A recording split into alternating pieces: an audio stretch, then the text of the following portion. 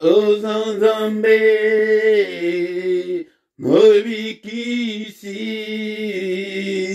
Ozanzambe, Nanguya, Kumbunayo, Yangepe Singaibamo,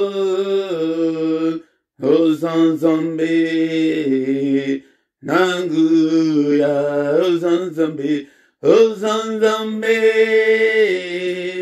Mobikisi, Ozanzambe, Nanguya, Kumbunayo, Yangepe Singaibamo, Ozanzambe, Nanguya, Ozanzambe, Ozanzambe, Mokangoli, Ozanzambe, Nanguya, Kumbunayo, Yangepe Singaibamo, Ozanzambe, Nanguya, Ozanzambe, Ozanzambe, Mokangoli, Ozanzambe, Nanguya,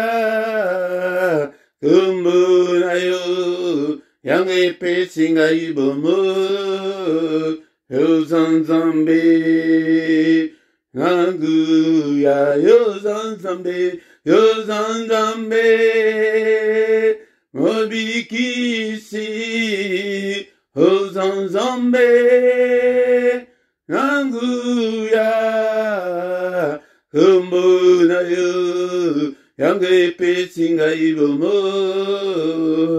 Ozanzambe, Nanguya, Ozanzambe, Ozanzambe, Mokangoli, Ozanzambe, Nanguya, Kumbunayo, Yangepe Singaibamo, Ozanzambe, Nanguya, Ozanzambe, Ozanzambe, Mosikori, Ozanzambe, Nanguya, Papa e Kumbunayo, Yangepe Singaibamo, Ozanzambe, Nanguya, Kotikangaite, Kolozambe Nanga, Yonde Bolingo, Yamotemananga, Amata Loboko, Simbanga, Natambola Nayo. Kotikangaite, Kolozambe Nanga, Yonde Bolingo, Yamotemananga, Amata Loboko, Simbanga, Natambola Nayo.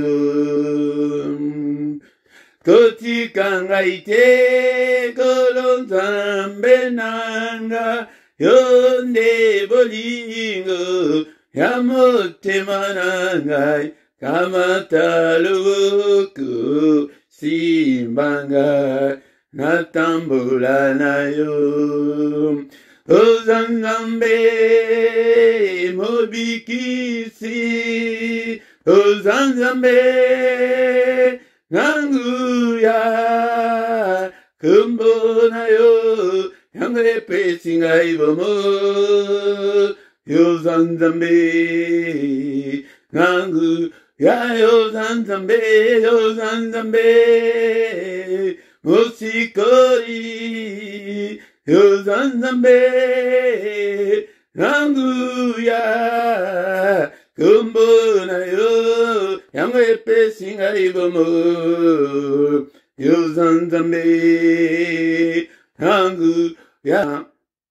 Bien-aimés dans le Seigneur, tozali déjà na kati ya prière ya tongo tongo, bien-aimé dans le Seigneur, kolanda mungongo na ngai te, mais kota déjà na dimension ya prière ya tongo tongo, le moment de tous les enjeux, le moment où ceux qui olingi ont arraché libala na yo yaka tongo, ceux qui olingi était ont arraché guérison na yo, bien-aimé dans le Seigneur, yaka na tongo, zala na attitude ya prière, yango de mutozali ko zanga biso na tango oyo, bien-aimé dans le Seigneur, tozali ko kaka na attitude ya prière ya combat, mais prière ya ko bele na nzambe pona ko pete nzambe manifester présence na ekat na ba prière na biso kat na bombo na biso esili na ba église lelo, bien-aimé dans le Seigneur, na tango ya boye tango ozali komona ke nazali ko banda na adoration boye fukama kolanda te ke na tinda yo ke sala boye sala fukama, ezali moment moko mystérieux le matin, le grand matin, bien-aimé dans le Seigneur,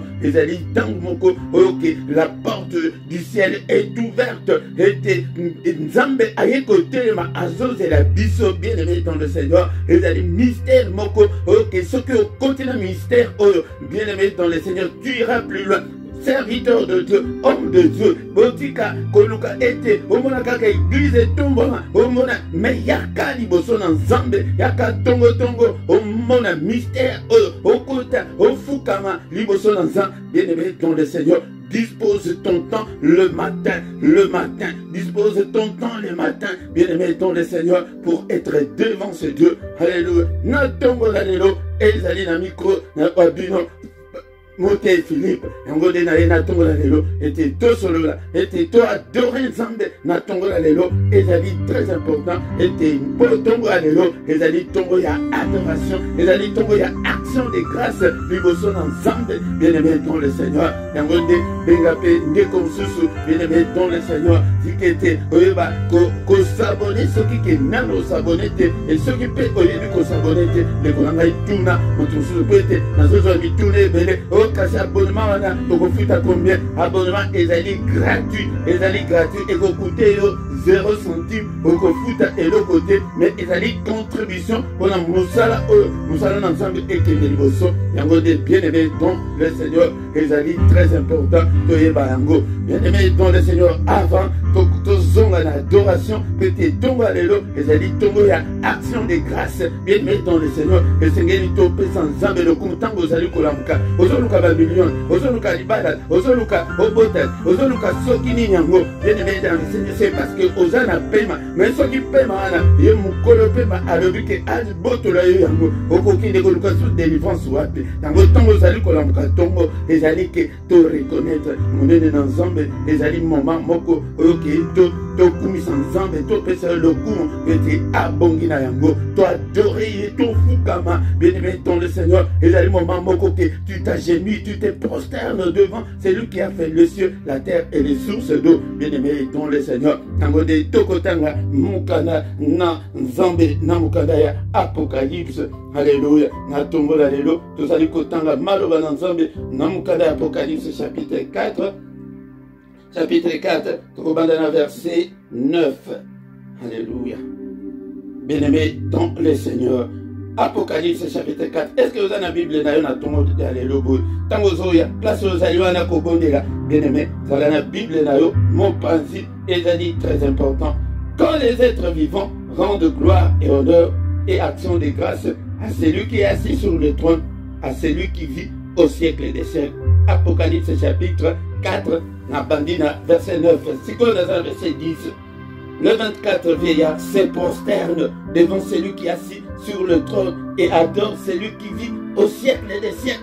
Ils jettent leur couronne devant le trône en disant: Tu es digne, notre Seigneur et notre Dieu, de recevoir la gloire et l'honneur et la puissance, car tu as créé toutes choses et c'est par ta volonté qu'elles existent et qu'elles ont été créées.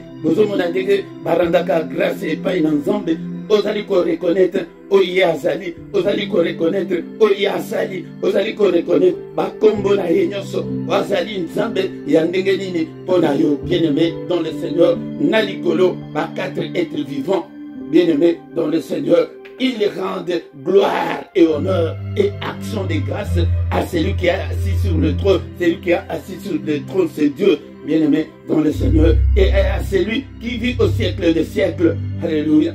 Les 24 vieillards, basaliko se prosterner. Dans le temps, on se prosterner. Na inventakate, bien-aimé dans le Seigneur. Na nazam tumoko ke na l'un de la Bible à la lettre, bien-aimé dans le Seigneur. Nous devons nous prosterner. Talaba, ba ange, talaba archange, talas, ba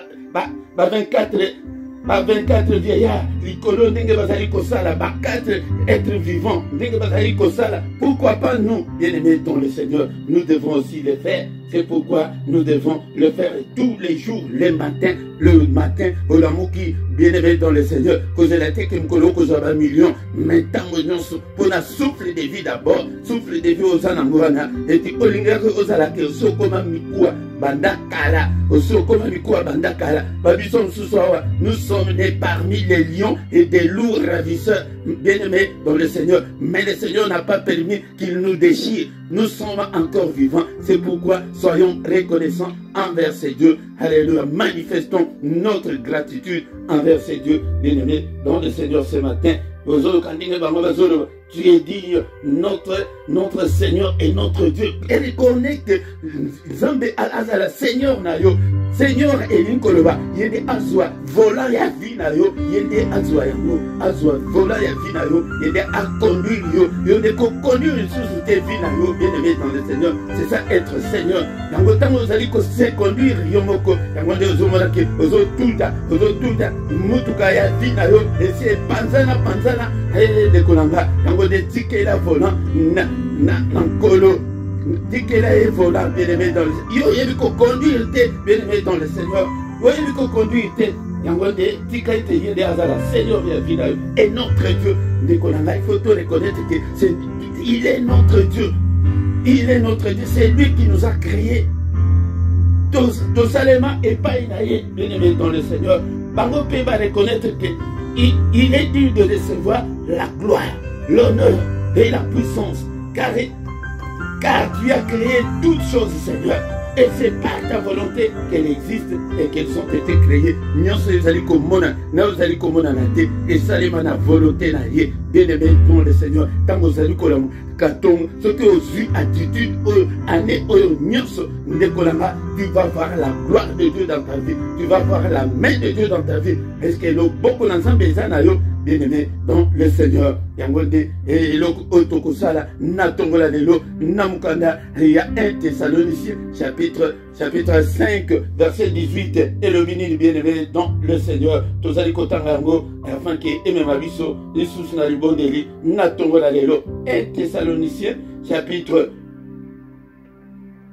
5, verset 18, 1 Thessaloniciens, chapitre 5, verset 18, et le bien-aimé dans le Seigneur. Komaka, Zalakana Kayena yo, Nalingi Batu, Basaliko ya Koyekola, Bokoma ba disciple, Nazola Kisabino, Boye Kolango, Bola Kisango Pe Batu Susu, au nom de Jésus.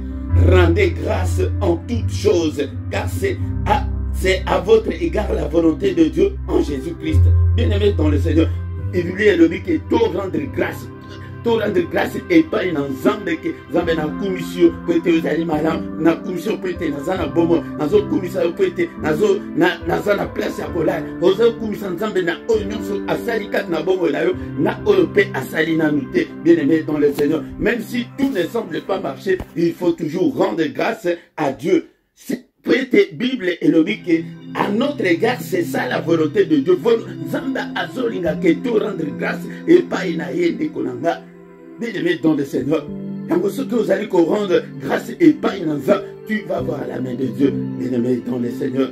Alléluia. Tozongi susu, lelo tonga lelo, ezali ki tokoyeba, ko adorer Nzambe, tokoyeba ko rendre grâce et pas inaye, pe tokoyeba ko bénir journée na biso, yango nde Nzambe azolinga bongo, bien-aimé dans le Seigneur. Yango manga na adoration, yango nde ezali makambo ezali ko zanga biso secret oyo ya ba loyembo na kati ya prière. Nous devons avoir l'attitude ya adoration, attitude ya ko rendre grâce et pas une Nzambe na ba prière na biso, ezali te que tozali tozali koya kaka bambangu mbangu ete tozali kotika nzambe tongo tongo. C'est la prière du matin, bien-aimé dans le Seigneur. Tongo secret nango ezali ke nzambe ayaka kozela biso, bien-aimé dans le Seigneur. Banda ko adorer, alléluia. Banda ko adorer nzambe ayaka kozela biso te boza wapi bana, boza wapi okomona yango na mokanda ya Esaïe chapitre 64 verset 6 ekomami ete nazomona moko te bonamuki na tongo boluka ngai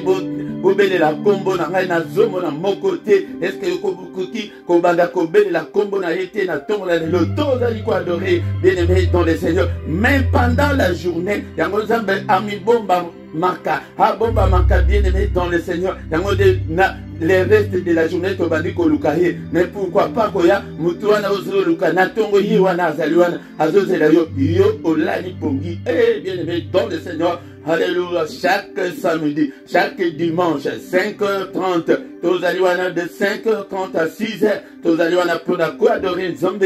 Alléluia. Et yo soki okolala olamuki 7h, mona ete tosi tolekanaki déjà. Alléluia. Alléluia. Tozo komisa ye petit azali malam. Rendons grâce.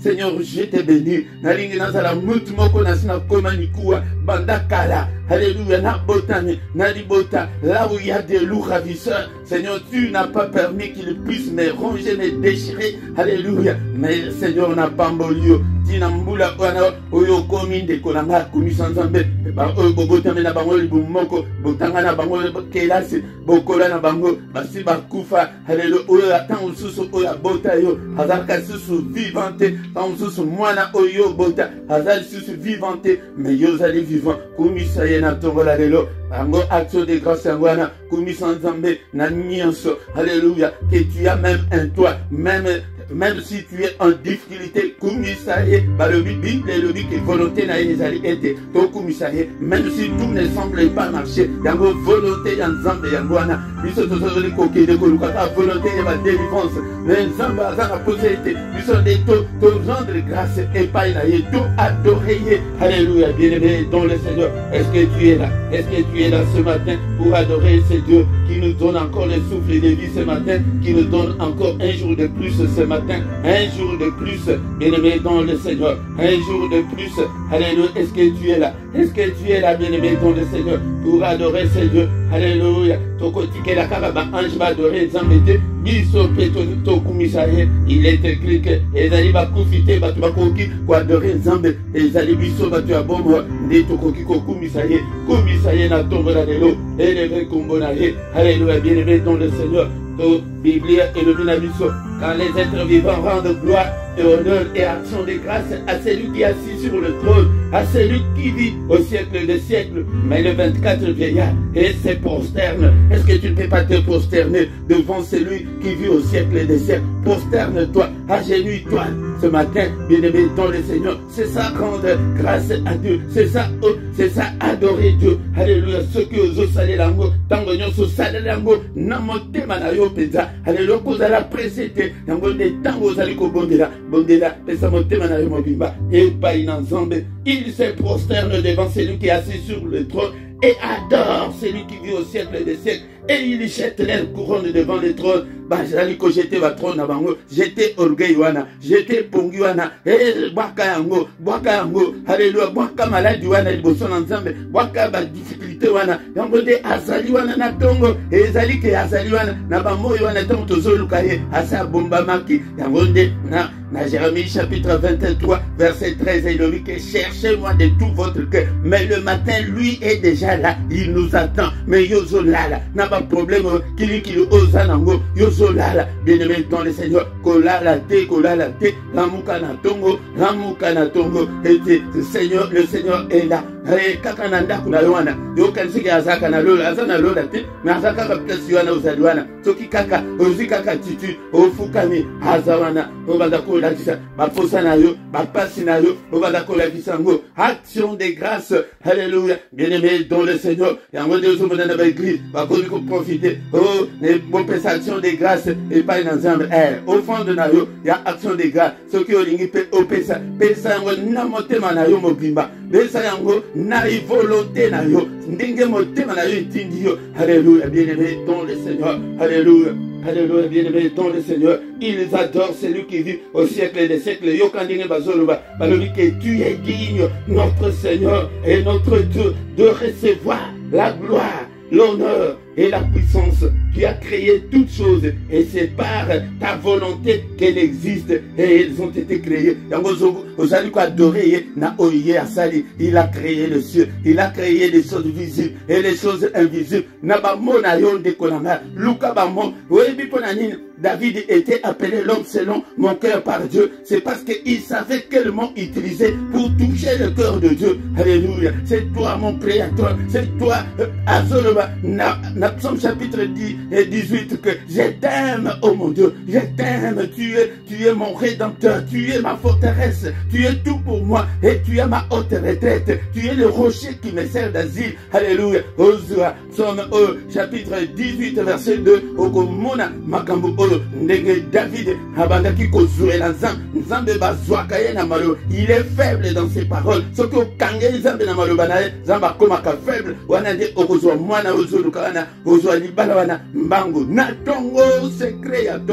bien-aimé dans le Seigneur, mais tous en attendant que tes alliés tongo, yango de yonde continuer yango, kola la te n'a pas problème, nyosona, alléluia, kola la te bien-aimé, tu vas dire qu'on bénir journée nabiso, alléluia, Seigneur, je bénis ma journée, Seigneur, tu as dit que c'est une journée, il est écrit que c'est la journée que tu as faite, qu'elle soit pour moi une journée de joie, une journée d'allégresse, une journée, Seigneur, notre lieu de lumière, une journée de solution à mes problèmes, une journée, Seigneur, de bonnes nouvelles, Seigneur, Nazali, qu'on déclare ma bonne nouvelle pour la bonne nanga, Nazali, qu'on déclare bonne nouvelle pour la moussala oyo pesinga, Nazali, qu'on déclare bonne nouvelle pour la bandeko nyuso pesinga et nakamba, alléluia, d'ici quand vous allez recevoir des bonnes nouvelles, alléluia, au nom de Jésus, que tu n'as prononcé parole en tant que serviteur de Dieu et tes lumières ensemble et prier dans Zéla Nabino, alléluia, tous allez qu'on détruit, au nom de ce monde-là, il va qui qu'on prépare, et tes temps et tes salima et salimati, parce que nous sommes les enfants de Dieu, alléluia, la vie et la mort est au pouvoir de la langue, la langue na yo wana, de qu'on a banda qu'on crée journée na yo,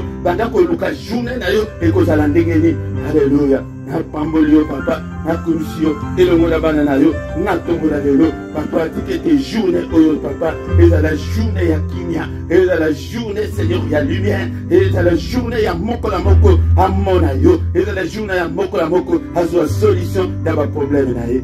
Alléluia, bien-aimé, non le Seigneur, te connaît la souka, na tombo la vélo, que le Seigneur Dieu Tout-Puissant vous bénisse et vous garde. Que le Seigneur Dieu Tout-Puissant fasse luire sa face sur vous et qu'il vous accorde sa grâce en abondance. Que le Dieu Tout-Puissant tourne les regards vers toi, c'est mon frère, ma soeur, qui t'accorde la paix, qui te donne la joie de vivre, qui réponde à tes prières. Au nom de Jésus, au nom de Jésus, au nom de Jésus.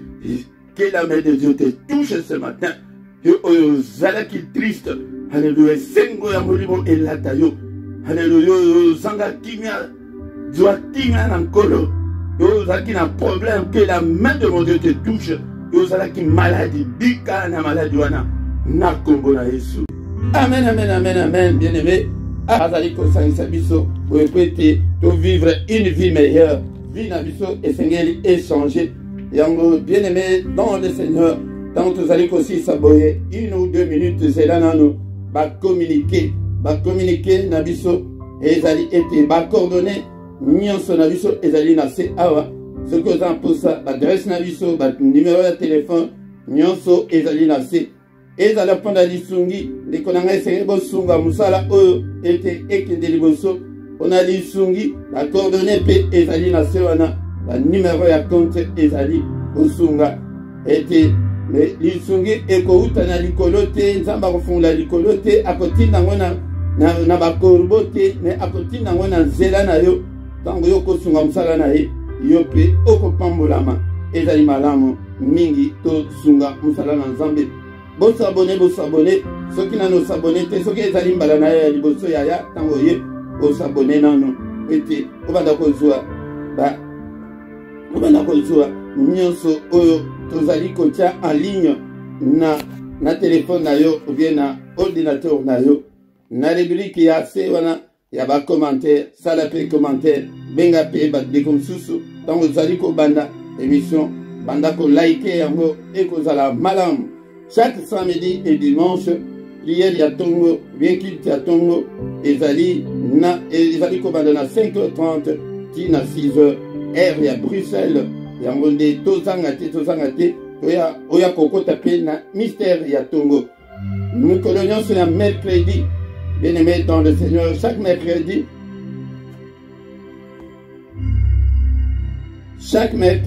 tozali na prière spéciale que pour na bana, objectif ezali que bana tomona vie meilleure ya bana na biso, bakota na drogue te, bakota na mugulu te, na makambo mabe te, bana biso babonga. Yango nde tata mama yaka mercredi nyonso kobanda monga ya 21h tina 21h30 heure ya Bruxelles, ezali pe heure ya Paris, mais bandeko kuna na Londres ezali 20h heure ya Londres.